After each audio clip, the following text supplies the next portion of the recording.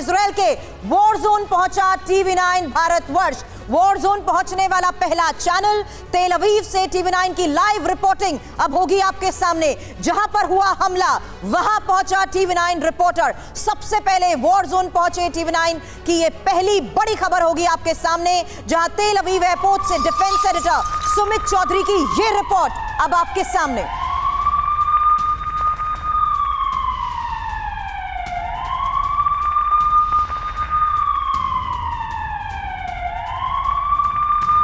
पिछले 48 घंटे से भी ज़्यादा का वक्त हो चुका है जब इजराइल में कई लोकेशंस पे इजराइल की फोर्स यानी आईडीएफ जो है हमास के खिलाफ कई बड़े ऑपरेशंस को चला रही है और ऐसे में हर जगह को बहुत सुरक्षित रखा गया है। टीवी9 भारतवर्ष की टीम इस समय आ पहुंची है इजराइल के इंटरनेशनल एयरपोर्ट यानी बेन गुरियन इंटरनेशनल एयरपोर्ट, जहां से अभी हम आपको रिपोर्ट करके दिखा रहे हैं। दरअसल ये वो एरिया है जहां पर लंबी कतारें आपको नज़र आ जाएंगी कि किस तरीके से इजराइल के जो लोग हैं देश भर में, वो दुनिया भर में, वो किस तरीके से वापस अपने वतन लौट रहे हैं। और ख़ास बात ये भी कि ये सभी लोग ख़ास तौर पर इन इलाकों में अपने घरों पे वापस जाना चाहते हैं। अभी अगर आप देखें तो जब टीवी9 भारतवर्ष की टीम यहाँ पहुंची तो लगातार हम ये देखने की कोशिश कर रहे थे कि आखिरकार यहाँ पर क्या स्थिति है। बहुत ज़्यादा लोग जो हैं वो लगातार पहुँच रहे हैं और कोशिश यही कर रहे हैं कि अपने घर पहुँच सके।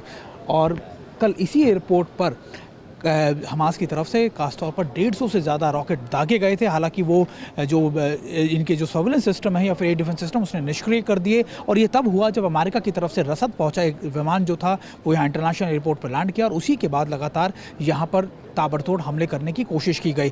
दरअसल हमास को जिस तरीके से हिजबुल्लाह का साथ मिला है उसके बाद हमास और ज़्यादा पावरफुल अटैक कर रहा है। कोशिश ये कर रहा है कि ज़्यादा से ज़्यादा मल्टीपल जगहों के ऊपर अटैक किया जा सके और एयरपोर्ट पे क्या स्थिति है ये हम आप तक पहुंचाने की कोशिश कर रहे हैं। आज हम लगातार यहाँ पहुंचे हैं और टीवी9 भारतवर्ष की टीम अब आपको लेकर जाएगी उन सभी इलाकों में, एक्सक्लूसिव तस्वीरें दिखाएगी जहाँ पर ये अटैक किए गए। करीबन 21 से 22 ऐसी लोकेशंस है जहाँ पर अब भी फायर फाइटिंग जो है वो लगातार जारी है इजराइल की आईडीएफ और खास तौर पर हमास के बीच में। और उन लोकेशंस को यानी जो सदर्न एरिया है इजराइल का उसमें क्या परिस्थिति है, क्या सिचुएशन है, ये भी हम आपको दिखाएंगे। लेकिन एक नज़ारा एक बार फिर मेरे कैमरा पर्सन आपको दिखाएं कि इस समय किस तरीके का नज़ारा है, क्या चीज़ें हैं।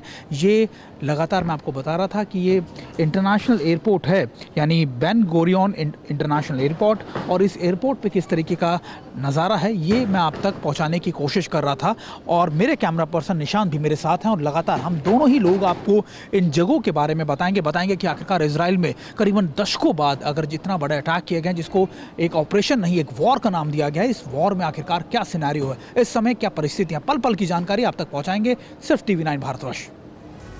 और इजराइल के वॉर जोन पहुंचा टीवी9, सीधे तेल अवीव रुक करते हैं। सुमित इस वक्त हमें ज्वाइन कर चुके हैं। सुमित, सीधी तस्वीरें दिखाए। मैं जानती हूं अभी थोड़ी देर पहले आपने लोगों से भी बातचीत की होगी और राहत की सांस लोग ले रहे हैं कि एटलीस्ट एयरपोर्ट ऑपरेशनल है, वहां से किसी तरीके से सुरक्षित स्थान जाने की ज्यादातर लोग कोशिश कर रहे हैं। ओवर टू यू, सीधी तस्वीरें दिखाएं, ग्राउंड रियलिटी बताएं। देखिए बिल्कुल एयरपोर्ट पर हम मौजूद हैं। इंटरनेशनल एयरपोर्ट का नज़ारा मैं आपको फिर दिखा देता हूं कि लोग जो हैं इजराइल के जो लोग हैं जूस जो हैं वो लगातार देश भर दुनिया भर के अलग अलग हिस्सों से यहाँ पहुँचे हैं। हमारी कई लोगों से बातचीत हुई, खासतौर पे बड़े बुजुर्ग सभी लोग, और ख़ासतौर पे कई लोग ऐसे भी थे जो इस ऑपरेशन को या इस वॉर को सपोर्ट करने के लिए अपने देश पहुँच रहे हैं। और ख़ास बात यह कि कई ऐसे लोगों को दिखाने की कोशिश मैं आपको करता हूँ कि जो यहाँ पर अपने परिवार के साथ लौटे हैं और इनकी कोशिश यही है कि इस पूरे ऑपरेशन में, पूरे वॉर के अंदर किस तरीके से मदद की जाए। और अभी यहाँ का नज़ारा ये है कि कई फ्लाइट्स को कैंसिल कर दिया गया था जब हम यहाँ पहुँचे, कई कैंसिल को डाइवर्ट कर दिया गया था। और कल भी कहा जा रहा है कि जब अमेरिका के एक रसद लेकर यानी जो मिलिट्री इक्विपमेंट लेकर इजराइल के लिए जो एक विमान पहुँचा था उसको भी जैसे ही वो लैंड किया ग्लोब मास्टर, जो अमेरिका का ग्लोब मास्टर विमान था, उसके बाद यहाँ पर अटैक शुरू कर दिए गए। 150 से ज़्यादा रॉकेट्स दागे गए थे। हालांकि आयरन डोम ने उनको निष्क्रिय कर दिया, लेकिन अभी भी यहाँ पर बहुत सेंसिटिविटी है। कई जगहों पर हमको मना किया गया कि आपको इन लोकेशंस पे बहुत अलर्ट रहना है और एक ब्रीफिंग दी जा रही है। खासतौर पर जो भी आता है कि उसको बताया जाता है कि आपको कौन से इलाकों में अभी नहीं जाना है। और सभी लोग यहाँ से अपने घर वालों की, कुछ लोग जो मारे गए हैं उनके परिवार वाले जो बाहर रहते थे वो भी यहाँ पे आए हैं। इमिग्रेशन के दौरान मैं आपको बताऊं कि जब कई हम लोग पहुंचे तो कई लोग रो रहे थे। हमने उनसे बातचीत की तो उन्होंने बताया कि हमारे कई हमने परिवारों के लोगों को खो दिया है, क्योंकि कई जो मैक्सिमम लोग हैं वो सदर्न एरिया के हैं। तो ये कोशिश मैं आपको दिखाने की करता हूँ। मेरे कैमरा पर्सन निशांत और मैं यहाँ पर पहुंचे हैं TV9 भारतवर्ष। आपको ना सिर्फ जब से ये वॉर शुरू हुई है, जब से ये पूरा ऑपरेशन शुरू हुआ है, तब से आपको पल पल की जानकारी दे रहा है, बल्कि हम आपको ये भी बता रहे हैं ऑन ग्राउंड आके सबसे पहले कि आखिरकार यहाँ क्या परिस्थिति है, इजराइल में क्या हालात हैं, इजराइल के लोग किस तरीके से यहाँ पर काम कर रहे हैं और इजराइल के लोग किस तरीके से इस पूरी वॉर को देख रहे हैं। इजराइल के बारे में सबसे खास बात सुरभि यही है कि यहाँ के लोग जो हैं, चाहे वो कभी भी कोई मिलिट्री ऑपरेशन हो उसमें पूरी तरीके से हिस्सा लेते हैं। सिविलियंस को इस तरीके से ट्रेन किया जाता है कि वो ऐसी परिस्थितियों के लिए हमेशा तैयार रहें।